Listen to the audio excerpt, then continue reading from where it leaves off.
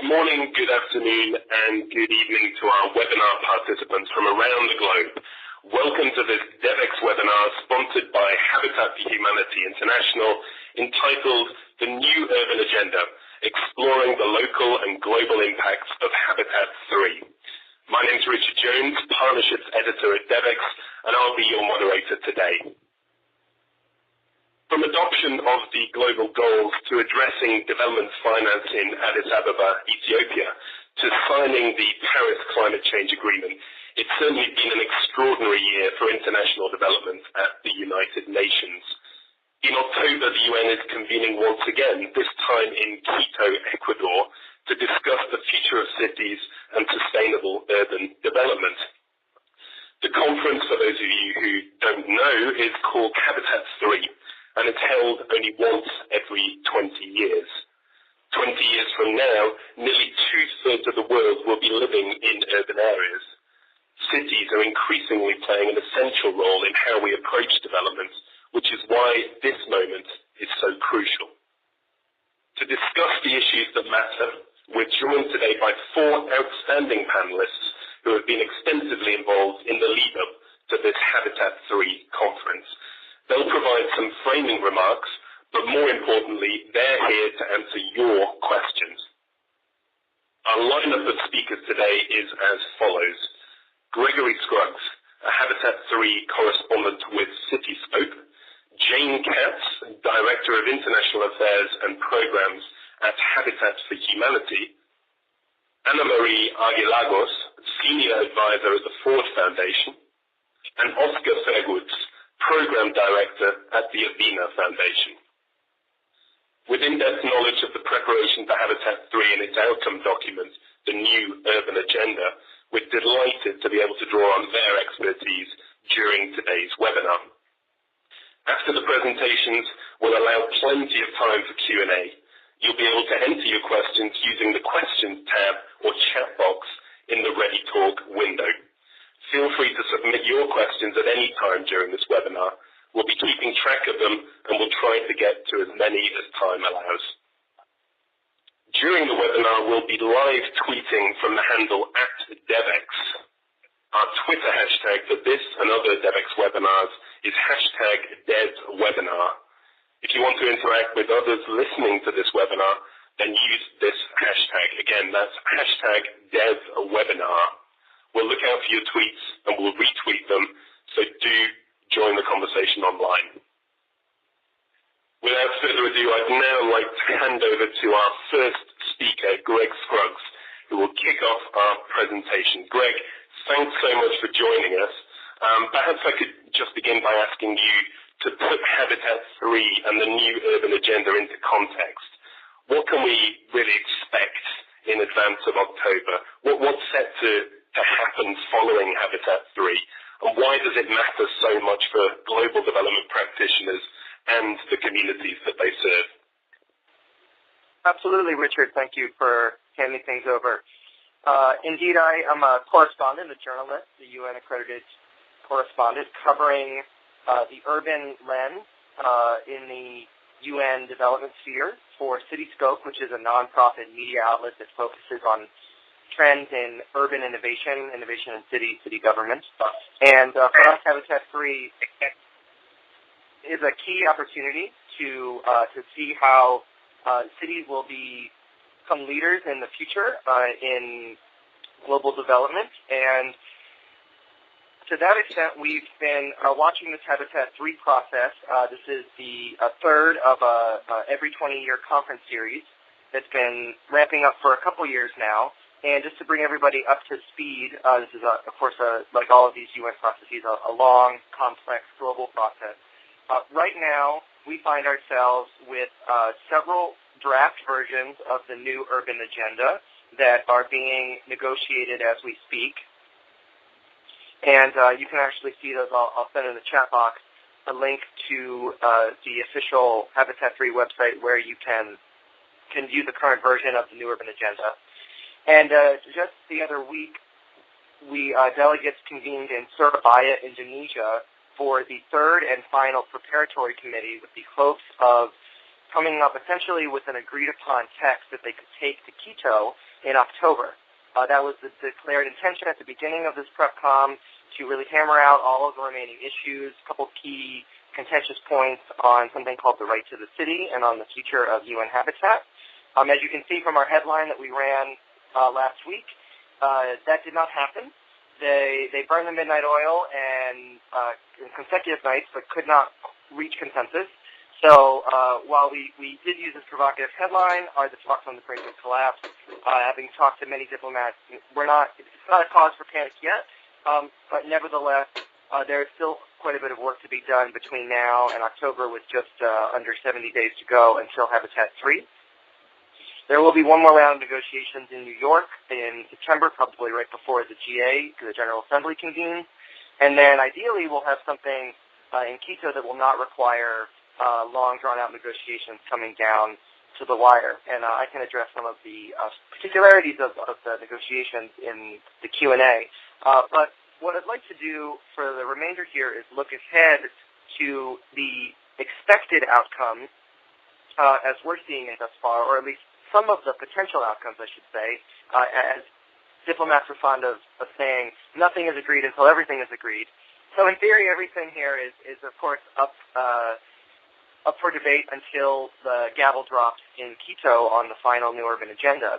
But what we might see out of this that would be of relevance to development professionals, certainly whatever this document says, and it is a non-binding agreement, so this is fairly low on the totem pole of negotiated documents in the UN, nevertheless has been really pushing to provide a roadmap for the implementation of SDG 11.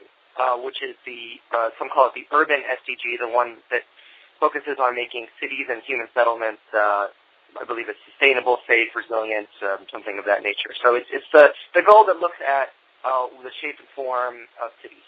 And more broader than that, in theory, the New Urban Agenda could provide a roadmap to implementing the urban dimension of all the SDGs. So there's been some research out there showing which goals have an urban component to them. And this gets at the heart of what many advocates around Habitat 3 refer to as the spatial dimension of sustainable development. So the where of the SDGs. For example, if you have a goal on health care or education, an obvious approach would be to build more health clinics or schools. And the spatial lens would say, well, it's very important to build those and meet your basic metrics of X number of schools per capita or health clinics, but where you locate them is just as important as whether or not you build them in the first place. Are they in neighborhoods or communities serving the people who need them the most? Are they accessible to those communities via safe walking routes or public transportation? And those kinds of considerations are at the heart of the New Urban Agenda, which really is trying to put sustainable development in the context of the demographic reality in 2016 and into the future, that the majority of the world's population lives in cities. The world continues to urbanize.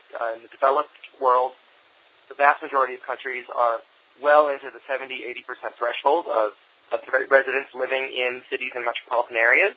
And in the developing world, especially in Africa and Asia, those percentages are soon going to crest 50% if they haven't already. And by 2050, the projections are something like 70% of the global population will be living in cities. So that, regardless of what the New Urban Agenda achieves in the text, has and will embolden local leaders and local governments. At COP21 in Paris, we saw local governments really at the forefront saying we have been acting already on climate change, even as national governments struggle to reach an agreement. And I think that Habitat 3 is pushing local governments in the development arena to say that we can provide those key services and be partners in the development, the new development agenda. At the same time, it looks like this document could result in a slightly weaker UN habitat as an agency. And there's even some chatter in the halls, although this is all speculative at this point, that the New Urban Agenda could maybe even ultimately lead to the decoupling of the human settlements agenda from UN Habitat, the Nairobi-based agency, does a lot of full upgrading work and kind of core development work, and that this more urban-focused agenda might go to some kind of coordinating body within the UN something along the lines of like a UN cities that would be similar to UN water or UN energy. And lastly, a couple proposals that may or may not make it in the final document has called for a sort of early version of an intergovernmental panel on sustainable urbanization. If you recall, the Intergovernmental Panel on Climate Change, founded back in 1988, has been instrumental in pushing science and research on that issue and really making it part of the global conversation. Something similar could be in the works for this topic of sustainable urbanization, currently under the working title of a multi-stakeholder panel. But the eventual goal or vision is something like an intergovernmental panel.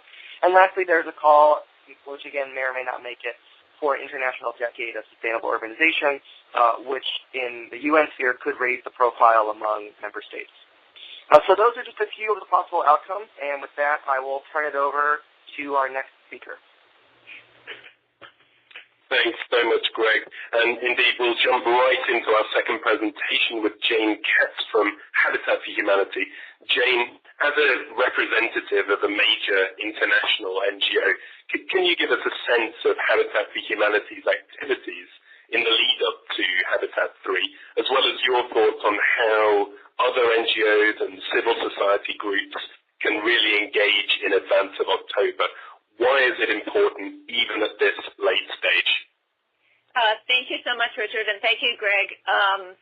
The Habitat for Humanity was participant in Habitat 2, and we didn't feel that we had as much influence because it was very top-down, a very top-down approach, and the engagement of partners was very important to us in promoting some of the work that we wanted to do and also to engage with other partners.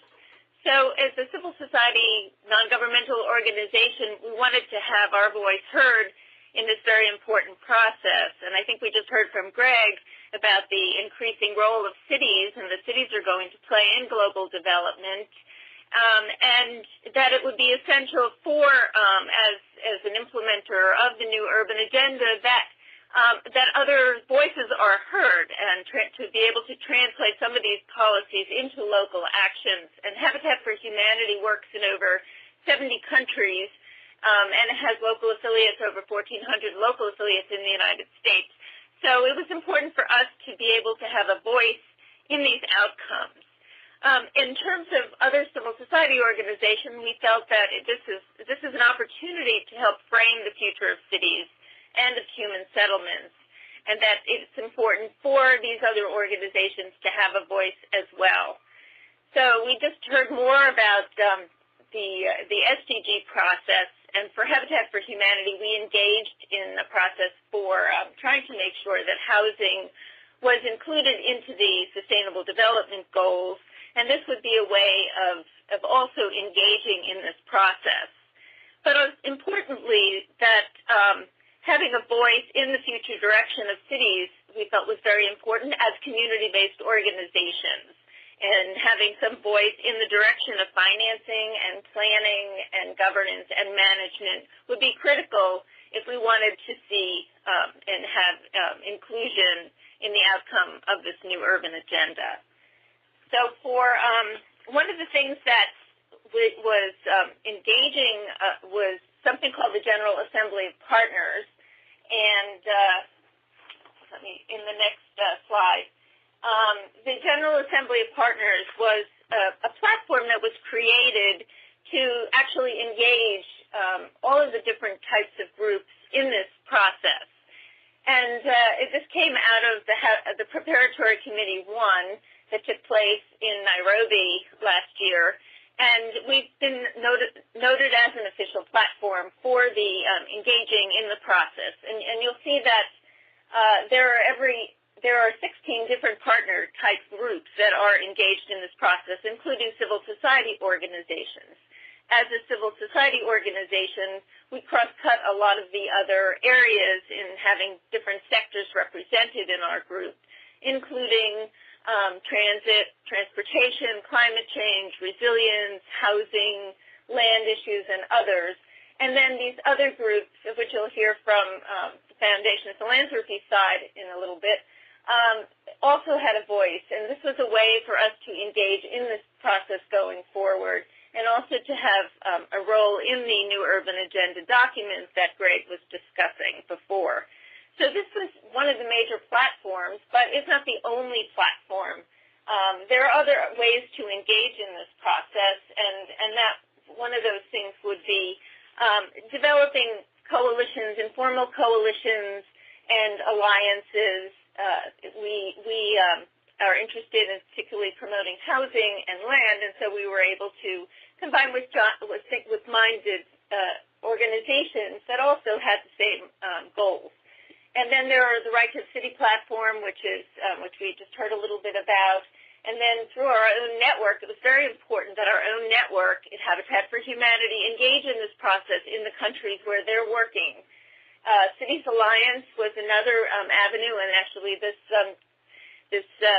presentation today is sponsored in some by the Cities Alliance Joint Work Program, and through being a consultative status in ECOSOC was another way that we could engage in this process. So one of the things that we had planned for our own trying to promote was some key messages that Habitat for Humanity wanted to promote, and encouraging other organizations to also get their messages out. But when we started this process a couple of years ago, we set out some key messages for Habitat for Humanity. We wanted to make sure that we were emphasizing adequate and affordable housing, which also builds upon the Sustainable Development Goals of 11.1 to incorporate adequate and affordable housing, and then to be able to prioritize security of tenure issues throughout the process. And we wanted to make sure that this was an inclusive process and that it was very community-based. And so civil society organizations are key in working in local communities. And then finally, our specific outcome and measures is something that we really cared about, and trying to see that the outcome document does incorporate actual measurements and targets. So in terms of, for us as well, it was a way of engaging in an issue that we cared about, and that was launching of a campaign on land-related issues. And so our campaign, called Solid Ground, was a way that we could also highlight the importance of land and access to land for shelter, and being able to incorporate some of those into the New Urban Agenda. And as part of that, we were hoping to promote a way of influencing global policies on access to land for shelter and improving access to land for 10 million people through policies and systems changes. So those were some of the highlights of why we engaged.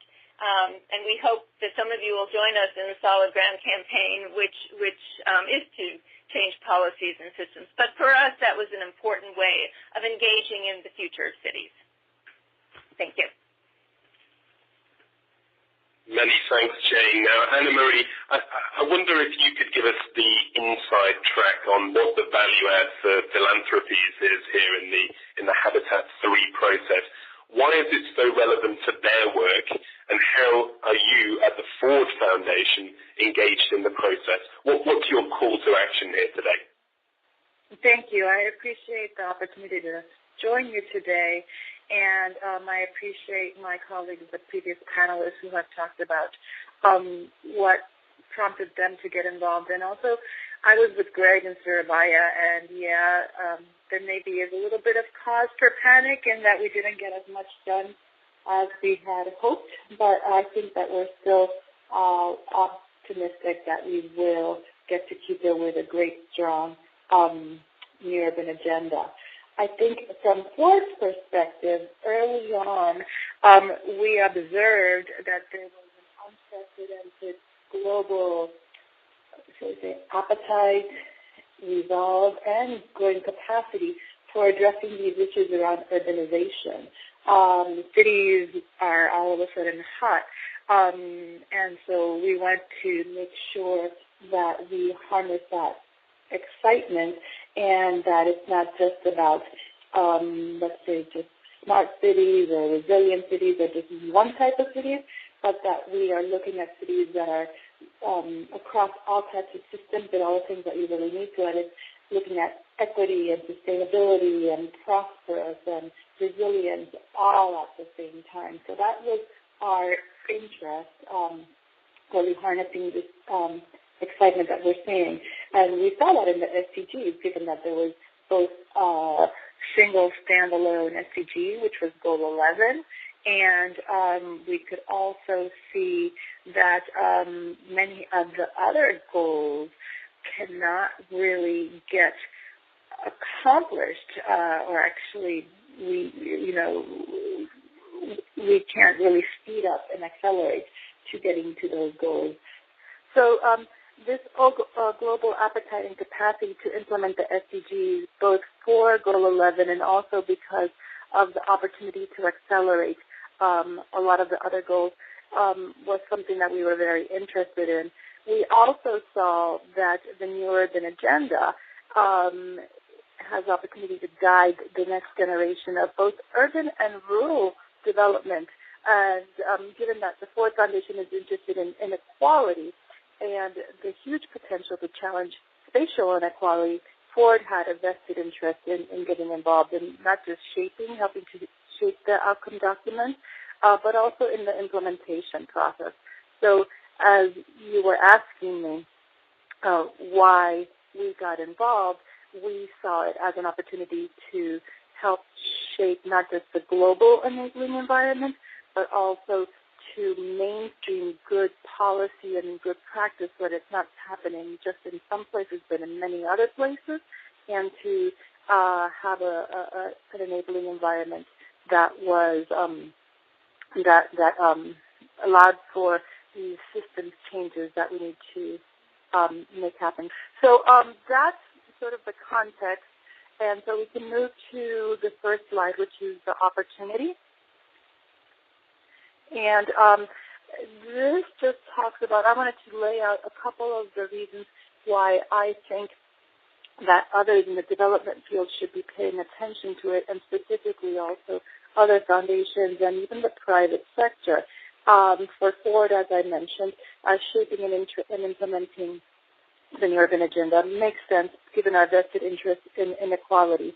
But even if you're not interested in inequality, if you're interested in other things, it's still, I think, important to get involved in Habitat 3, given that it's the first opportunity in a generation to shape good global urban policy for the future. And as Jane mentioned, we have the General Assembly of Partners and a whole bunch of other different platforms that have been vital and really useful in bringing voice of a whole different cadre of advocates and others that have an interest in this. And so we feel it's important to use these vehicles in the UN process, given that if we don't do that, it'll come to, if we're not proactive and we don't have our voice and we don't use it, it'll trickle down, trickle down and affect us later. So that's the first slide, which is the opportunity message. And so we've been talking to our board about the opportunity to shape. The next slide talks about completion, and I think that many of you that have been working on the SDGs and at COP21, this will, I think, resonate a little bit more, given that COP21 and the SDG process, when we were working on that, that gives us a lot, through the targets and those indicators, it gives us the what. It gives us the what to work on. And in terms of inequality, prosperity, resilience, all these other things that are affecting our cities. Habitat 3, the way we see it, is that it gives us opportunity to harness the what and the why with the how through Habitat 3, given that it allows us to the tools to implement at the local level, the localization.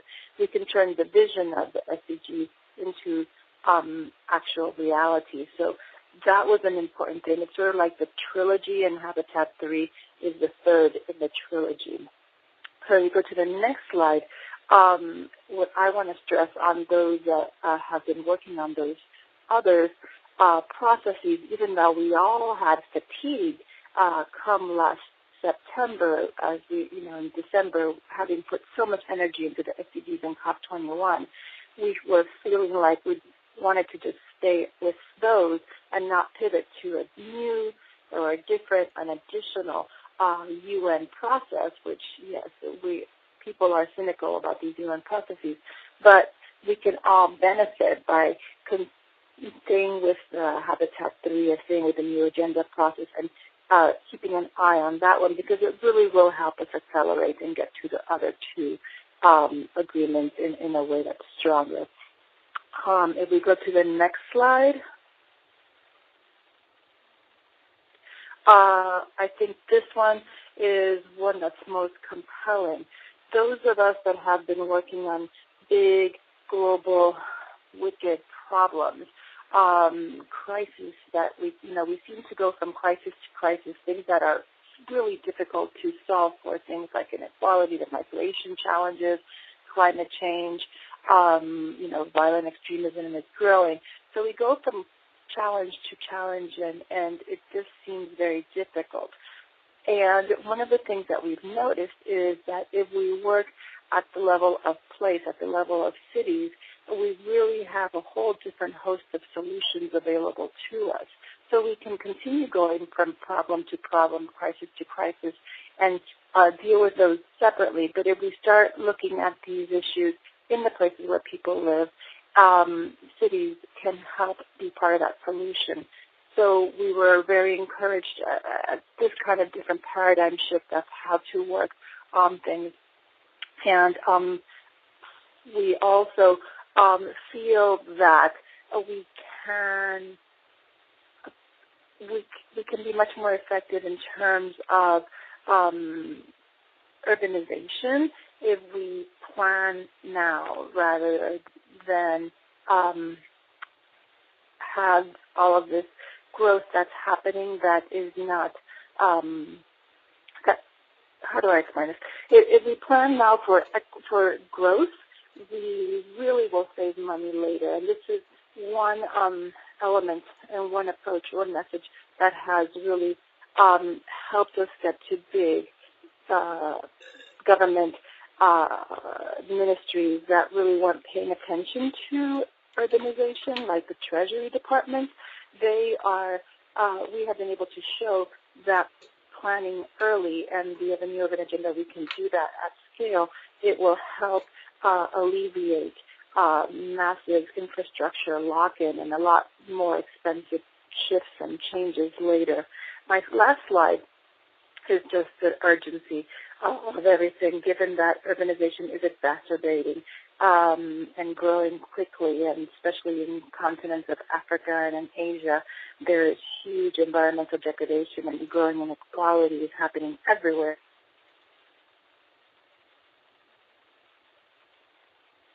The way to keep pace with these crises is by really looking at the city level solutions. So these slides are meant to give you an idea in terms of why we at Ford are interested in the urban agenda, and while even though we were tired of all these processes at the intergovernmental level, we continued and stayed with the process of the new urban agenda and Habitat 3 because of those reasons and because all of these other reasons that I've laid out on the PowerPoint, that it's urgent and important, and we have an opportunity. So I'll leave it at that, and I'll take questions later. Thank you very much, Anna Marie. Now, last but certainly not least, I'd like to turn it over to Oscar Fairgoods. Oscar, thanks for hanging on to the end. Now, how are organizations and stakeholders that work with urban development issues preparing towards Habitat 3 and even beyond the conference? What's your sense here of how things are progressing? Thank you very much, Richard. It's a pleasure to join you and my fellow colleagues today.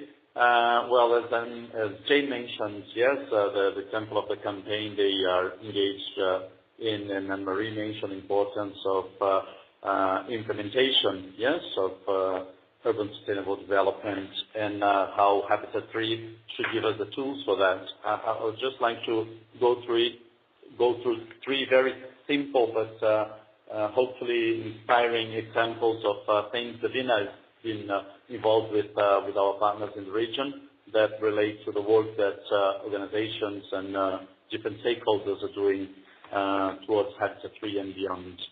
So the first example comes from youth. Yes, we all know how very much engaged youth is with the United Nations. And in that sense, I mean, they've been working really hard to do advocacy on several different complex issues towards the new urban agenda.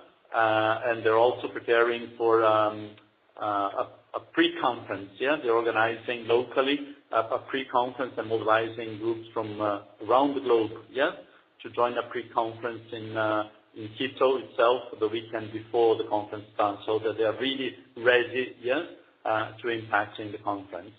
The second example comes from Brazil, and it's led by a partner of ours who's been in the past year trying to solve the gap, yes, between the Sustainable Development Goals and the new urban agenda. So this network, the Brazilian Network for Fair, Sustainable and Democratic Cities, has prepared a guidebook, yes, on sustainable development, and spent the last year working on adjusting it to the Sustainable Development Goals, and are now, since it's election year, yes, municipal elections year here in Brazil this year, we are now working very closely to candidates in general, yes, promoting the new urban agenda, the Sustainable Development Goals, and the importance of sustainable urbanization.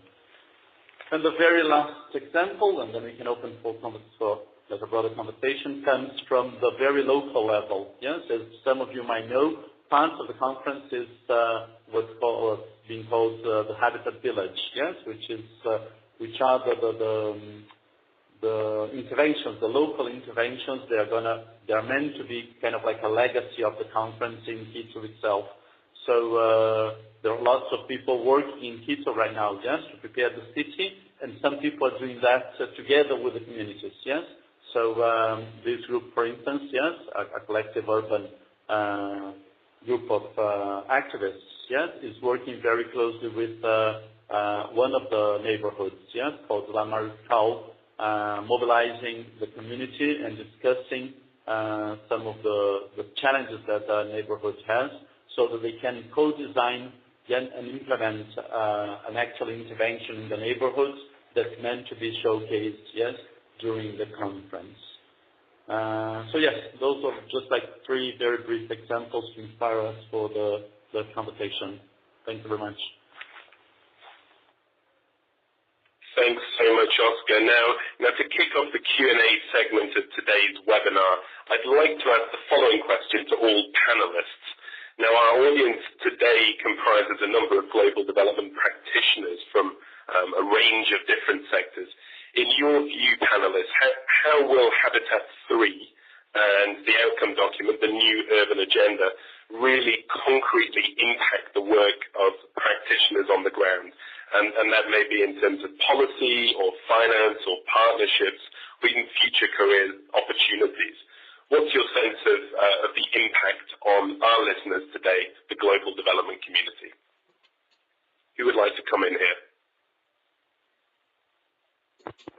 This is Greg Scruggs from Cityscope. I'd be happy to jump in. Insofar as you have 17 SDGs, and some of them might become priorities sooner than others because it is quite a comprehensive agenda, there is the potential for Habitat 3 and the new urban agenda to really push the objectives, the priorities of Goal 11 to the forefront for countries setting national development priorities, and for financing from the philanthropic sector, multinational, or rather the major banks, IDB, World Bank, etc. I would also add that one tangible outcome that we are seeing, regardless of how the document fares in negotiations, is countries adopting what are called national urban policies. We've seen a handful of countries thus far that have been really developing pretty robust legislation, and that will most likely trickle down at the local level to more direct, concrete priorities in the development sphere around these urban issues of housing, transportation, sustainable city topics. I agree with Greg. One of the most concrete things that we have, even though the document has gotten watered down a lot, is it still has an imperative for countries encouraging them to develop national urban policies. This allows many countries, for example, here in the U.S., there's a sensitivity that this not be, urban policy not be dictated from the federal level, and other countries actually prefer it that way. But I think that we are going to get renewed interest in doing this, and there's big organizations, including, for example, the OECD, that are already starting up their shops to be able to provide this type of capacity building process. I think also the interest in governance and good governance and participatory governance will be something that will be renewed interest in, and that's exciting to see. We do have experiments on participation, but this might become more widespread. Finally, an interest in what's called the science policy interface, so bringing sciences and those kind of and that space into the space of urbanization.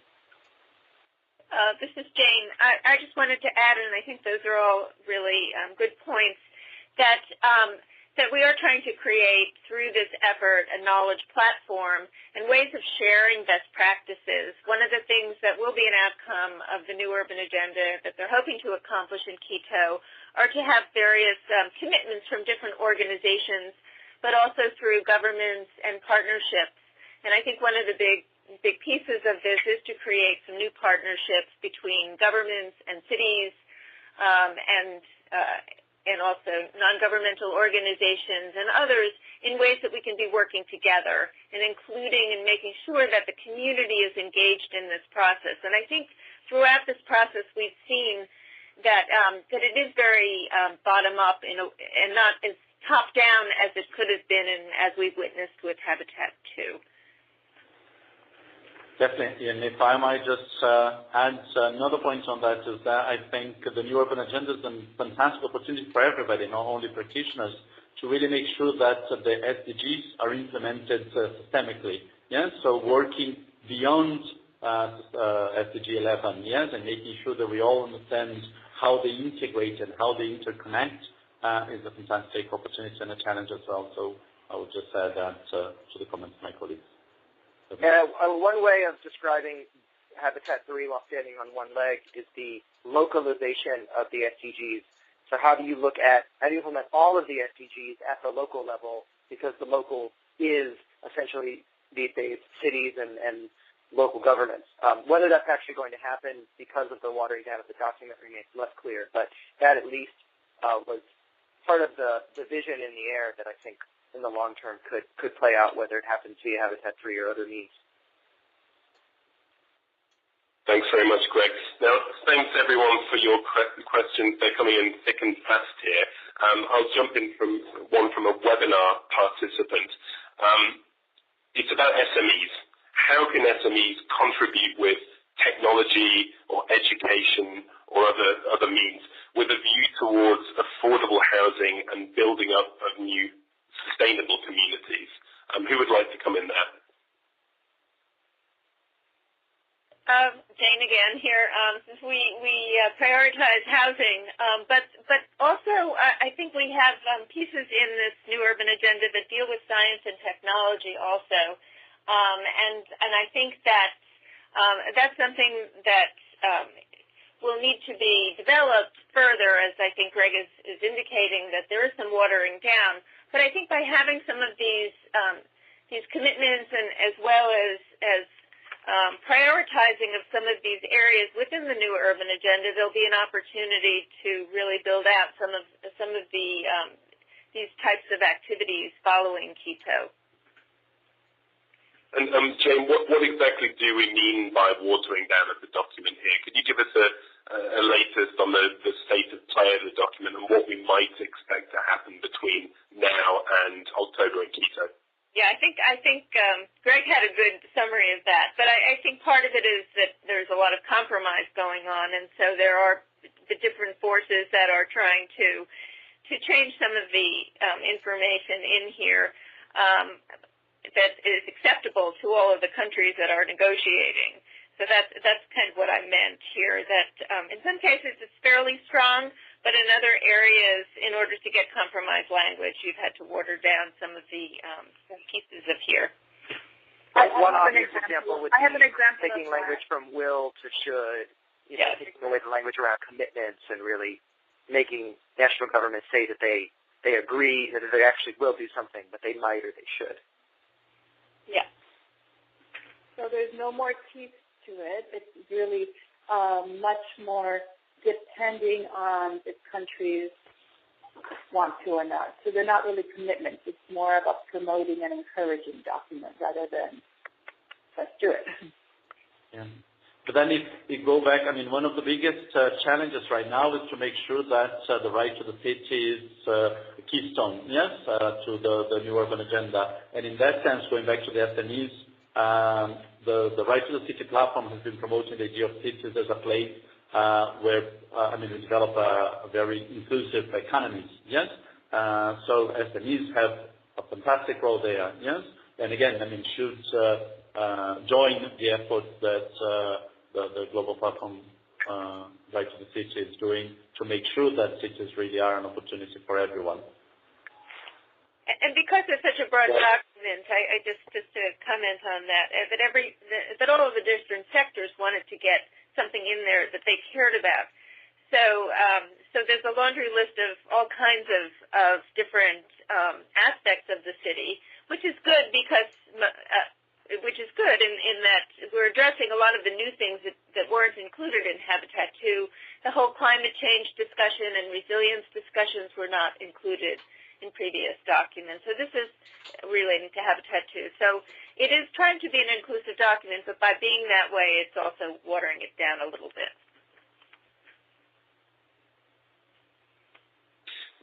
Now, a number of observers have commented that the potential for success here really rests on those people who themselves live in cities. The question from a webinar participant is, are city leaders themselves actively involved in negotiating this outcome document? Is there more room for the involvement of city leaders here? That's a great question. City leaders have been struggling and trying to have a seat at the table. Many of city leaders, I think over 100, converged in May at the UN during the open consultation meeting that occurred then. UCLG and other ICLEI and the other global organizations that represent city leaders have been so persistent in trying to make space for city leaders, given that they're the ones that are going to inherit this agenda. So yes, there's a lot of interest, but as we've been talking, given that this is a national government, it's an intergovernmental negotiation, there is not excitement on the part of all member states of having local authorities be there as equal members, as equal.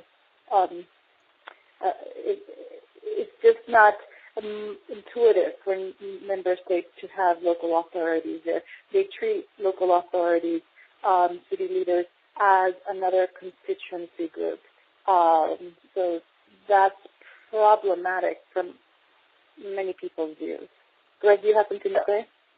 Yeah, if city leaders would be more than happy if you let them to negotiate the thing themselves. They're very capable with complicated political language, but they are certainly not being given that opportunity. One of the examples of the document being watered down was that earlier versions called for a much stronger role for local authorities explicitly in implementation, and even went so far as to suggest that their status within the UN system should change. They are currently treated as non-governmental organizations, which is a contradiction in terms because they are in fact government.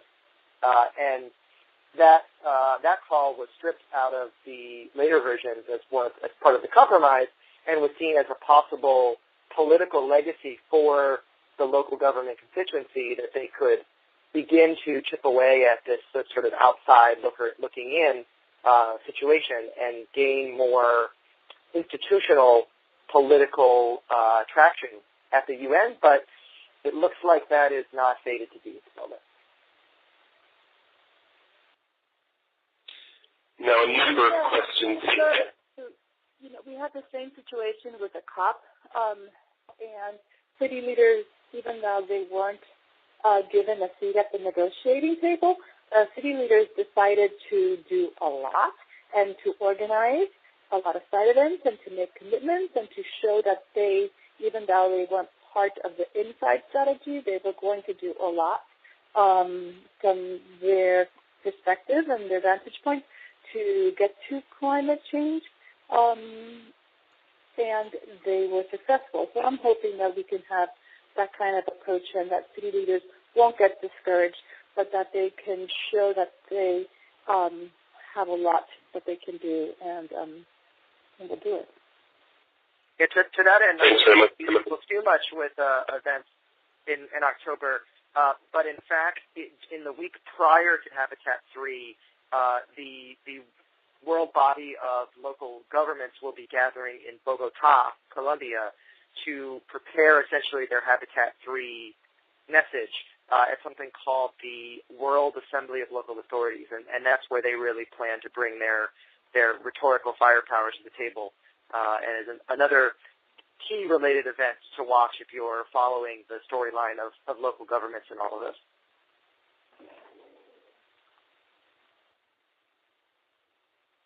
Thanks so much. Now, we've had quite a few questions come in about the private sector, specifically relating to public-private partnerships. So, panelists, how do you see the development of PPPs as a part of this new urban agenda, the outcome document from Habitat 3? What's its role?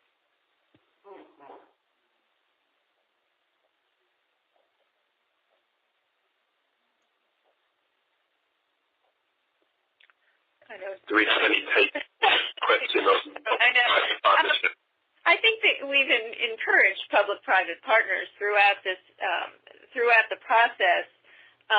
That private sector is certainly one of the stakeholders in this process. I know from our standpoint regarding housing finance, and we were engaged in our work around the policy units on housing to make sure that we're including the private sector, at least in the housing sector, and as well as in the housing finance sector, that they have a significant role to play in the construction and financing of housing.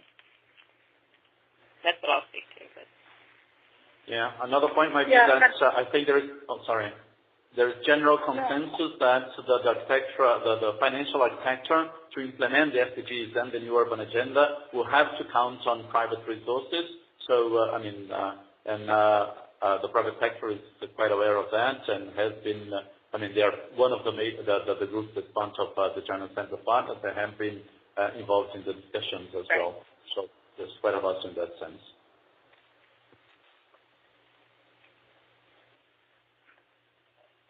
Yeah, and I think another of our participants today pointed out that up to $1.1 trillion per year is going to be needed to make cities more resilient to things like natural disasters, the effects of climate change, and other hazards.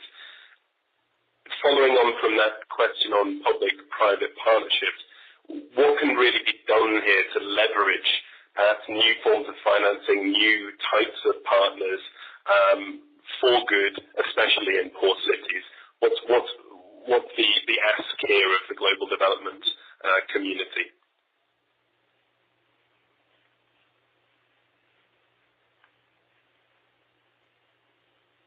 Well, I know that there are various sections in here about that do relate to the financing and bringing in a number of the development banks as a piece of that effort. And those are all spelled out in the New Urban Agenda document as well. A lot of us that have been following the SDGs and the Habitat 3 were also in Addis Ababa and have been financing the development process. So it all really is intertwined, and that part is not going to be, although it's mentioned in the New Urban Agenda, the outcome document, I think that will come out in terms of the commitments piece, right, which really is a parallel part of the of this whole process, because you need to keep your eyes on three things at once, at least three things at once. One is the outcome document, which is the actual, legacy document, which is what's the negotiated piece. But also, we have then the commitments, and that will be parallel. And those commitments will be, governments, the multilaterals, the private sector, philanthropy, civil society. And parallel to that as well is really everything that we are doing to create a movement, an actual paradigm shift in policy and practice. And that's maybe less tangible, but that's what's going to cause a change in hearts and minds and action for the next generation. So it all works together. And the development organizations and development professionals are really key to making that happen.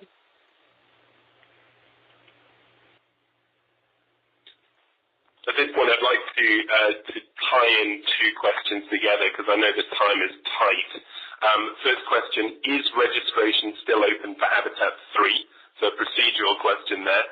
And how can the development community participate towards Habitat 3 and moving forward? I think we touched on that earlier, but perhaps we could have a quick round of the panelists on your sort of key call to action for development players in advance of and looking beyond Habitat 3 in October. Greg, perhaps you could kick us off. Certainly, and I'm actually still open. Yeah, it's still just trying to send the registration link through the chat window here. You seem to be sending. Well, I'll see about that after I finish speaking. Yes, registration is open until, I believe, the first week of October.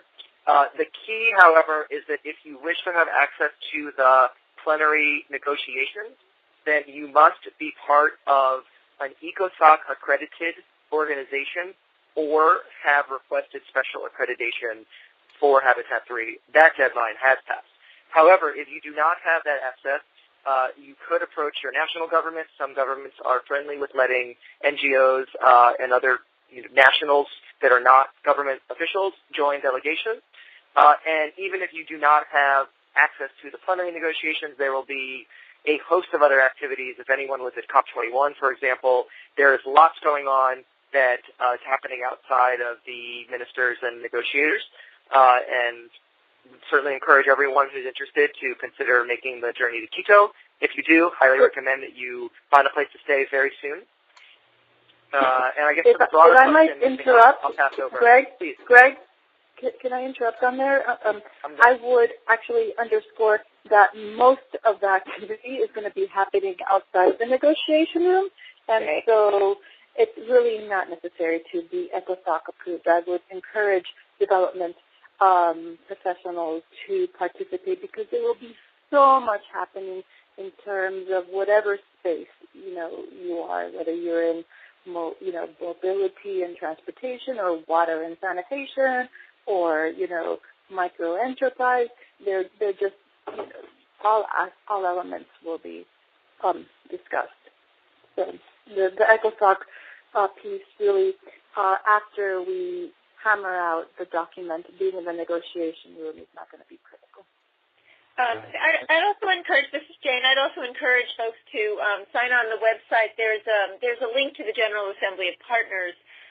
Each of the General Assembly of Partners major groups are going to have roundtables that will take place during the meetings. And so those will be formed as well in terms of what engagement in those particular groups, and you can sign up with a particular major group that you'd be interested in participating in. So there'll be civil society roundtables, as well as other roundtables of private sector and various others.